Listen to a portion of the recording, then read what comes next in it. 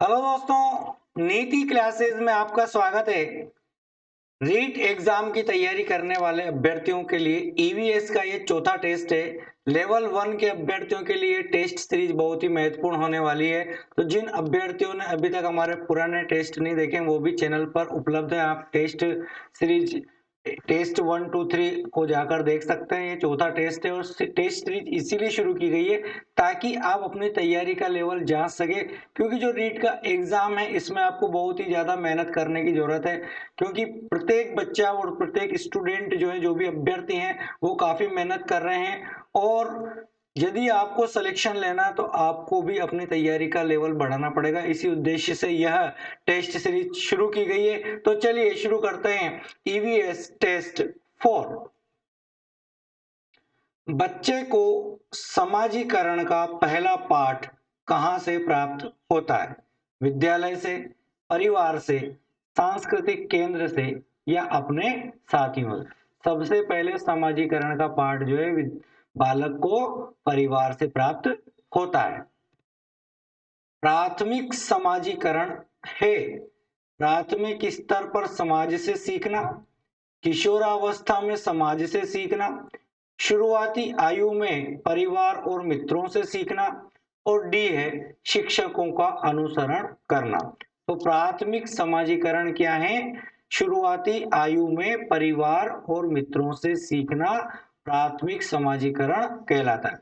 यानी शुरुआती आयु में जब बालक शुरुआती आयु में जब परिवार में समझना सीखता है, मित्र बनाना सीखता है, तो सबसे पहले उसका प्राथमिक समाजीकरण कहलाता है। तो सबसे पहले वो बनाता है परिवार से, और धीरे धीरे जैसे बड़ा होता जाता है उसके मित्र बनते जाते हैं, तो फिर वह समाजीकरण की प्रक्रिया उसकी शुरू हो जाती है और वह मित्रों से और परिवार से धीरे धीरे सीखता चला जाता है।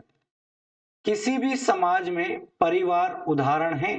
प्राथमिक समूह, हम समूह, अर्ध प्राथमिक समूह या समुदाय? तो क्या उत्तर होगा? प्राथमिक समूह।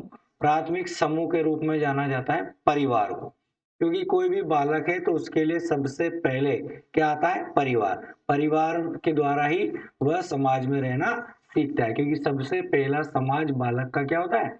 परिवार। विवाह की न्यूनतम आयु कब निर्धारित की गई? 1974 में, 1978 में, 2006 में या 2008 में? क्या उत्तर होगा? उत्तर है 1978 में जो है विवाह की न्यूनतम आयु निर्धारित की गई थी। शारदा एक्ट को समाप्त करके 2006 में कौन सा अधिनियम बनाया गया? बाल विवाह निरोध अधिनियम, दूसरा है दहेज प्रतिषेध अधिनियम, तीसरा है बाल श्रम अधिनियम, और चौथा है सती प्रथा अधिनियम। तो शारदा एक्ट को समाप्त करके 2006 में जो है बाल विवाह निरोध अधिनियम बनाया गया। दहेज निरोधक अधिनियम कब लागू किया गया? 26 जनवरी 1961 को, 20 मई 1961 को, 1 अप्रैल 1961 को या 22 जुलाई 1977 को?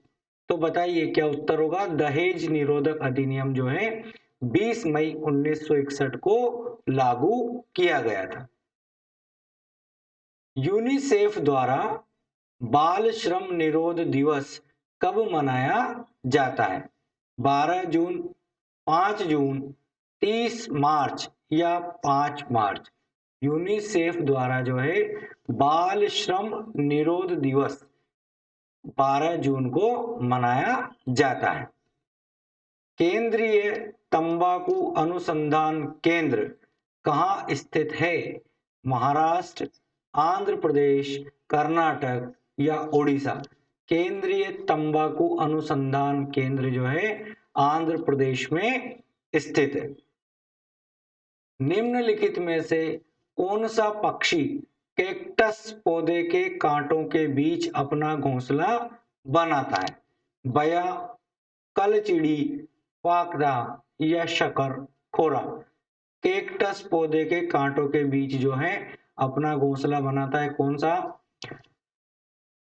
फाकता। कौन सा पक्षी कहलाता है? फाकता कहलाता है। निम्नलिखित में से कौन सा पक्षी स्वयं के घोंसले का निर्माण नहीं करता है? कौवा, गोरैया, कोयल या बुलबुल? आंसर होगा कोयल जो है स्वयं के घोंसले का निर्माण कभी नहीं करती, दूसरे पक्षियों द्वारा बनाए गए घोंसले पर वो अधिकार करती।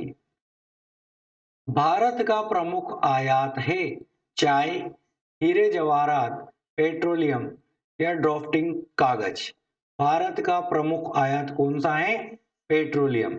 आप देख रहे होंगे दिन प्रतिदिन पेट्रोल की कीमतें बढ़ती चली जा रही हैं, क्योंकि वह इनकमिंग है, आउटगोइंग नहीं है, और इनकमिंग होने के बाद वह समाप्त भी हो जाता है, क्योंकि हमारे व्हीकलों में डला, हमने यूज कर लिया, समाप्त हो जाता है।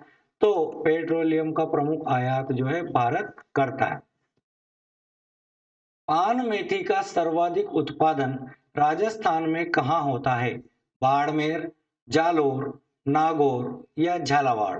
पान मेथी का सर्वाधिक उत्पादन राजस्थान में जो है नागौर में होता है। बाजरा अनुसंधान केंद्र कहाँ स्थित है? मथानिया, दुर्गापुरा, ताउसर, मंडोर?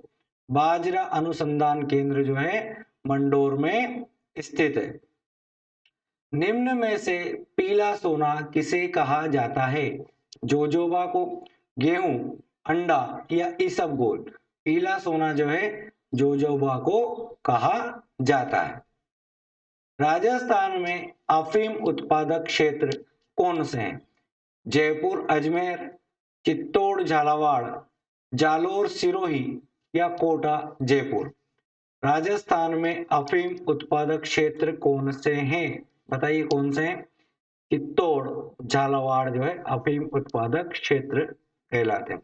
अब और विकल्पों में एक आंसर राइट हो सकता है, लेकिन यहाँ विकल्पों को भी देखना है, जिसमें दोनों ही आंसर राइट हो वह सबसे सही आंसर होता है, यानी करेक्ट आंसर वही माना जाता है। राज्य का प्रथम ऊंट का अस्पताल स्थित है? मंडोर, कोलायत, बस्सी, रामसर? राज्य का प्रथम ऊंट का अस्पताल जो है बस्सी में स्थित है। गोगा मेडी पशु मेले का आयोजन होता है? गंगानगर, हनुमानगढ़, चूरू, बीकानेर? गोगा मेडी पशु मेले का आयोजन कहाँ होता है? हनुमानगढ़ में होता है। तो दोस्तों, हमारे चैनल पर चाइल्ड डेवलपमेंट एंड पेडागोजी यानी कि मनोविज्ञान के जो हैं नोट्स इसी प्रकार टेस्ट सीरीज के रूप में उपलब्ध हैं।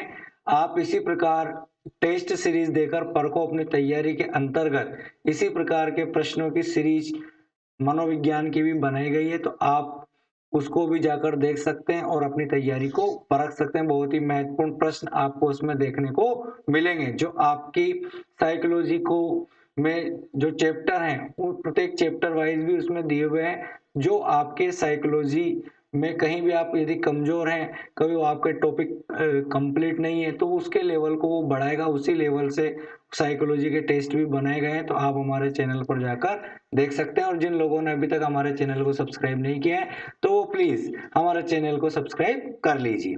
नेक्स्ट, ग्लेडर्स नामक रोग से कौन सा पशु ग्रसित होता है? ग्लेडर्स रोग का नाम ध्यान रखिएगा। ग्लेडर्स नामक रोग से कौन सा पशु ग्रसित होता है? विकल्प देखते हैं। ऊंट, घोड़ा, सुअर या श्वान? यह जो है घोड़े में होता है ग्लेडर्स नामक रोग। भेड़ की कौन सी नस्ल राजस्थान में भारतीय मेरिनो के नाम से प्रसिद्ध है? पूगल, खेरी, चोकला, सोनाडी? भेड़ की जो है भारतीय मेरिनो की कौन सी नस्ल है? तो चोकला जो है वह राजस्थान में प्रसिद्ध है। निम्न में से कौन सी नस्ल राजस्थान में ऊंट से संबंधित है? मेवाती, पूगल, बारबरी, गुरहा? ऊंट से संबंधित कौन सी नस्ल है? गुरहा नस्ल जो है राजस्थान में ऊंट से संबंधित है। राजस्थान की सबसे बड़ी नमक मंडी कहाँ स्थित है? आवा, नावा, मुंडवा, सांबर? राजस्थान की सबसे बड़ी नमक मंडी जो है नावा में है। आजम प्रिंट किस जिले में स्थित है? बाड़मेर, चित्तौड़, जयपुर या भीलवाड़ा? क्या उत्तर होगा? आजम प्रिंट कहाँ है? चित्तौड़ में। ध्यान रखिएगा, आजम प्रिंट चित्तौड़ में और अजरक प्रिंट जो है बाड़मेर में है। पिछले टेस्ट में मैंने आपको बताया था, अजरक प्रिंट बाड़मेर। राजस्थान में औद्योगिक क्षेत्रों में आधारभूत सुविधाओं का विकास करने के लिए निम्न में से कौन सी संस्था जिम्मेदार है? रीको, राजसीको, जिला उद्योग केंद्र या राजस्थान वित्त निगम। औद्योगिक क्षेत्रों में आधारभूत सुविधाएं विकास करने की जिम्मेदारी किसकी है? रीको की है। राजस्थान में पहला वस्त्र उद्योग स्थापित किया गया था 1869 में, 1879 में, 1889 में या 1899 में। तो बताइए कब स्थापित किया गया था राजस्थान में पहला वस्त्र उद्योग? 1889 में।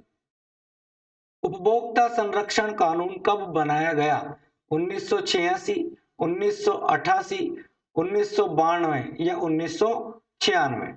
उपभोक्ता संरक्षण कानून जो है 1986 में बनाया गया था। किस वर्ष को सहकारी शताब्दी वर्ष के रूप में मनाया गया था? 2003, 2004, 2006 या 2009? सहकारी शताब्दी वर्ष मनाया गया था 2004 में। खडीन वर्षा जल संग्रहण की परंपरागत विधि पाई जाती है झालावाड़ में, जैसलमेर में, अलवर में या सीकर में? खडीन वर्षा जल संग्रहण कहाँ होता है? जैसलमेर में होता है।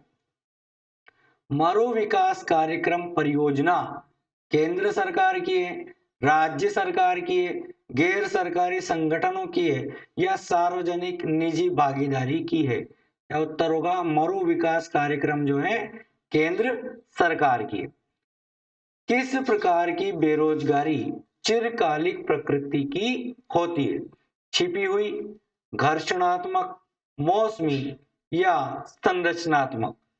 किस प्रकार की बेरोजगारी जो है चिरकालिक प्रकृति की होती है? संरचनात्मक बेरोजगारी जो है चिरकालिक प्रकृति की मानी गई है। जैसलमेर जिले का क्षेत्रफल राज्य के कुल क्षेत्रफल का कितना प्रतिशत है? देखते हैं विकल्प।